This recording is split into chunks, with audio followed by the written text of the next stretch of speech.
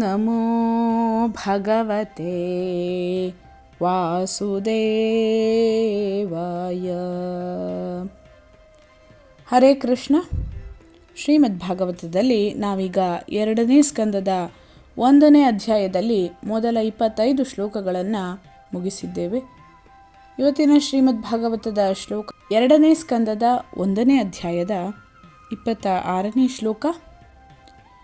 ಈ ಶ್ಲೋಕದಿಂದ ಮುಂದಕ್ಕೆ ಶುಕದೇವ ಗೋಸ್ವಾಮಿ ಪರೀಕ್ಷಿತ ಮಹಾರಾಜನಿಗೆ ದೇವೋತ್ತಮ ಪರಮಪುರುಷನ ವಿರಾಟ್ ರೂಪವನ್ನು, ವಿಶ್ವರೂಪವನ್ನು ವಿವರಿಸ್ತಾ ಹೋಗ್ತಾನೆ. ಪಾತಾಳಮೇತಸ್ಯ ಹಿ ಪಾದಮೂಲಂ ಪಠಂತಿ ಪಾರ್ಷ್ಣಿ ಪ್ರಪದೇ ರಸಾತಲಂ ಮಹಾತಲಂ ವಿಶ್ವಸೃಜೋಥ ಗುಲ್ಫೌ ತಲಾತಲಂ ವೈ ಪುರುಷಸ್ಯ ಜಂಘೆ. ಅದನ್ನು ಸಾಕ್ಷಾತ್ಕರಿಸಿಕೊಂಡವರು ವಿಶ್ವಪ್ರಭುವಿನ ಪಾದತಲಗಳು ಪಾತಾಳ ಲೋಕಗಳೆಂದು, ಹಿಮ್ಮಡಿ ಮತ್ತು ಅಂಗುಷ್ಠಗಳು ರಸಾತಲ ಲೋಕಗಳೆಂದು ಅಧ್ಯಯನ ಮಾಡಿದ್ದಾರೆ. ಪಾದದ ಗಂಟುಗಳು ಮಹಾತಲ ಲೋಕಗಳಾಗಿವೆ, ಹಾಗೆಯೇ ಅವನ ಕಣಕಾಲುಗಳು ತಲಾತಲ ಲೋಕಗಳಾಗಿವೆ. 27ನೇ ಶ್ಲೋಕವನ್ನು ನೋಡೋಣ. ದ್ವೇ ಜಾನುನೀ ಸುತಲಂ ವಿಶ್ವಮೂರ್ತೇರೂರುದ್ವಯಂ ವಿತಲಂ ಚಾತಲಂ ಚ ಮಹೀತಲಂ ತಜ್ಜಘನಂ ಮಹೀಪತೆ ನಭಸ್ಥಲಂ ನಾಭಿಸರೋ ಗೃಣಂತಿ. ವಿಶ್ವರೂಪನ ಮಂಡಿಗಳು ಸುತಲವೆಂಬ ಲೋಕವಾಗಿದೆ ಮತ್ತು 2 ತೊಡೆಗಳು ವಿತಲ ಮತ್ತು ಅತಲವೆಂಬ ಲೋಕಗಳಾಗಿವೆ. ಜಘನವು ಮಹೀತಲವು ಮತ್ತು ಅವನ ನಾಭಿಯ ಕುಳಿಯು ಬಾಹ್ಯಾಕಾಶವೂ ಆಗಿದೆ. 28ನೇ ಶ್ಲೋಕ. ಉರಸ್ಥಲಂ ಜ್ಯೋತಿರನೀಕಮಸ್ಯ ಗ್ರೀವಾ ಮಹರ್ವದನಂ ವೈ ಜನೋಸ್ಯ ತಪೋವರಾಟೀಂ ವಿದುರಾದಿಪುಂಸಃ ಸತ್ಯಂ ತು ಶೀರ್ಷಾಣಿ ಸಹಸ್ರಶೀರ್ಷ್ಣಃ. ಮೂಲ ವಿರಾಟ್ ಪುರುಷನ ರೂಪದ ಎದೆಯು ಜ್ಯೋತಿರ್ಲೋಕವಾಗಿದೆ, ಅವನ ಕುತ್ತಿಗೆಯು ಮಹರ್ಲೋಕಗಳಾಗಿವೆ, ಅವನ ಮುಖವು ಜನೋಲೋಕಗಳಾಗಿವೆ ಮತ್ತು ಅವನ ಹಣೆಯು ತಪೋಲೋಕವಾಗಿದೆ.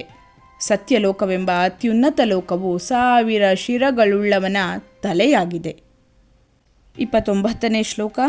ಇಂದ್ರಾದಯೋ ಬಾಹವ ಆಹುರುಸ್ರಾಹ ಕರ್ಣೌ ದಿಶಶ್ರೋತ್ರ ಮುಮುಷ್ಯ ಶಬ್ದಃ ನಾಸತ್ಯದಸ್ರೌ ಪರಮಸ್ಯ ನಾಸೇ ಘ್ರಾಣೋಸ್ಯ ಗಂಧೋ ಮುಖಮಗ್ನಿರಿದ್ಧಃ. ಅವನ ತೋಳುಗಳು ಇಂದ್ರನೇ ಮೊದಲಾದ ದೇವತೆಗಳಾಗಿವೆ, ದಶದಿಕ್ಕುಗಳು ಅವನ ಕಿವಿಗಳಾಗಿವೆ ಮತ್ತು ಭೌತಿಕ ಧ್ವನಿಯು ಅವನ ಶ್ರವಣೇಂದ್ರಿಯವಾಗಿದೆ. ಅವನ ನಾಸಾಪುಟಗಳು 2 ಅಶ್ವಿನಿ ಕುಮಾರರಾಗಿವೆ ಮತ್ತು ಭೌತಿಕ ಸುಗಂಧವು ಅವನ ಘ್ರಾಣೇಂದ್ರಿಯವಾಗಿದೆ. ಅವನ ಬಾಯಿಯು ಜ್ವಲಿಸುವ ಅಗ್ನಿಯಾಗಿದೆ. ದ್ಯೌರಕ್ಷಿಣೀ ಚಕ್ಷುರಭೂತ್ಪತಂಗಃ ಪಕ್ಷ್ಮಾಣಿ ವಿಷ್ಣೋರಹನೀ ಉಭೇ ಚ ತದ್ಭ್ರೂವಿಜೃಂಭಃ ಪರಮೇಶ್ಮಿಧಿಷ್ಣಿಯಃ ಮಾಪೋಸ್ಯ ತಾಲೂ ರಸ ಏವ ಜಿಹ್ವಾ. ಬಾಹ್ಯಾಕಾಶ ವಲಯವು ಅವನ ಕಣ್ಣಿನ ಕುಣಿಗಳಾಗಿವೆ. ಕಣ್ಣುಗುಡ್ಡೆಯು ದೃಕ್ಶಕ್ತಿಯಾಗಿ ಸೂರ್ಯನಾಗಿದ್ದಾನೆ. ಅವನ ಕಣ್ಣಿನ ರೆಪ್ಪೆಗಳು ಹಗಲು ರಾತ್ರಿಗಳಾಗಿವೆ. ಅವನ ಹುಬ್ಬುಗಳ ಚಲನದಲ್ಲಿ ಬ್ರಹ್ಮ ಮತ್ತು ಅವನಿಗೆ ಸಮಾನರಾದ ಶ್ರೇಷ್ಠ ಪುರುಷರು ನೆಲೆಸಿದ್ದಾರೆ. ಅವನ ಅಂಗುಳವು ಜಲನಿರ್ದೇಶಕ ವರುಣನಾಗಿದೆ. ಪ್ರತಿಯೊಂದರ ರಸ ಅಥವಾ ಸಾರವು ನಾಲಗೆಯಾಗಿದೆ.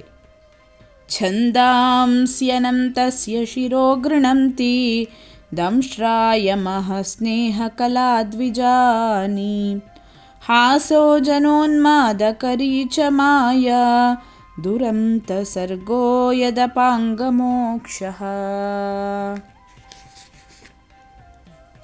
ವೇದಮಂತ್ರಗಳು ಭಗವಂತನ ಮೆದುಳಿನ ಭಾಗವೆಂದು, ಅವನ ದಂತದ ದವಡೆಗಳು ಪಾಪಿಗಳನ್ನು ಶಿಕ್ಷಿಸುವ ಮೃತ್ಯು ದೇವತೆ ಯಮನೆಂದು ಅವರು ಹೇಳುತ್ತಾರೆ. ಅವನ ದಂತಪಂಕ್ತಿಗಳು ಸ್ನೇಹಕಲೆಯಾಗಿವೆ ಮತ್ತು ಅತ್ಯಂತ ಮೋಹಕವಾದ ಮಾಯಾ ಭೌತಿಕ ಶಕ್ತಿಯು ಅವನ ಮಂದಹಾಸವಾಗಿದೆ. ನಮ್ಮ ಮೇಲೆ ಬೀರುವ ಅವನ ದೃಷ್ಟಿಯೇ ಭೌತಿಕ ಸೃಷ್ಟಿಯ ಈ ಮಹಾಸಾಗರವಾಗಿದೆ. 32ನೇ ಶ್ಲೋಕ. ವ್ರೀಡೋತ್ತರ ಉಷ್ಠೋಧರ ಏವ ಲೋಭೋ ಧರ್ಮಹಸ್ತನೋ ಧರ್ಮಪಥೋಸ್ಯ ಪೃಷ್ಠಂ ಕಸ್ತಸ್ಯ ಮೇಢ್ರಂ ವೃಷಣೌ ಚ ಮಿತ್ರೌ ಕುಕ್ಷಿಃ ಸಮುದ್ರಾ ಗಿರಯೋಸ್ಥಿ ಸಂಘಾಃ. ವಿನಯವು ಅವನ ತುಟಿಗಳ ಮೇಲ್ಭಾಗವಾಗಿದೆ, ಲೋಭವು ಅವನ ಗದ್ದವಾಗಿದೆ, ಧರ್ಮವು ಭಗವಂತನ ಸ್ತನವಾಗಿದೆ, ಅಧರ್ಮವೇ ಅವನ ಬೆನ್ನಾಗಿದೆ. ಭೌತಿಕ ಜಗತ್ತಿನ ಸಕಲ ಜೀವಿಗಳನ್ನು ಉತ್ಪಾದಿಸುವ ಬ್ರಹ್ಮನು ಅವನ ಜನನೇಂದ್ರಿಯವಾಗಿದ್ದರೆ ಮಿತ್ರಾವರುಣರು ಅವನ 2 ವೃಷಣಗಳಾಗಿದ್ದಾರೆ. ಅವನ ಸೊಂಟವೇ ಸಮುದ್ರ ಮತ್ತು ಗಿರಿಪರ್ವತಗಳು ಪೇರಿಸಿಟ್ಟಿರುವ ಅವನ ಎಲುಬುಗಳಾಗಿವೆ. 33ನೇ ಶ್ಲೋಕ. ನದ್ಯೋಸ್ಯ ನಾಡ್ಯೋಥ ತನೂರುಹಾಣಿ ಮಹೀರುಹಾ ವಿಶ್ವತನೋರ್ನೃಪೇಂದ್ರಃ ಅನಂತವೀರ್ಯಃ ಶ್ವಸಿತಂ ಮಾತರಿಶ್ವ ಗತಿರ್ವಯಃ ಕರ್ಮಗುಣಪ್ರವಾಹಃ. ಓ ರಾಜನೇ, ನದಿಗಳು ಅವನ ಅದ್ಭುತ ಶರೀರದ ನಾಡಿಗಳಾಗಿವೆ, ವೃಕ್ಷಗಳು ಅವನ ದೇಹದ ರೋಮಗಳಾಗಿವೆ ಮತ್ತು ಸರ್ವಶಕ್ತ ವಾಯುವು ಅವನ ಉಸಿರಾಟವಾಗಿದೆ. ಗತಿಸುತ್ತಿರುವ ವಯಸ್ಸುಗಳು ಅವನ ಚಲನವಾಗಿವೆ ಮತ್ತು ಅವನ ಕಾರ್ಯಗಳು 3 ಪ್ರಕೃತಿ ಗುಣಗಳ ಪ್ರತಿಕ್ರಿಯೆಗಳಾಗಿವೆ. ಧನ್ಯವಾದಗಳು. ಲೋಕಾಃ ಸಮಸ್ತಾಃ ಸುಖಿನೋ ಭವಂತು. ಮುಂದಿನ ಶ್ಲೋಕಗಳನ್ನು ಮುಂದಿನ ವಿಡಿಯೋದಲ್ಲಿ ನೋಡೋಣ.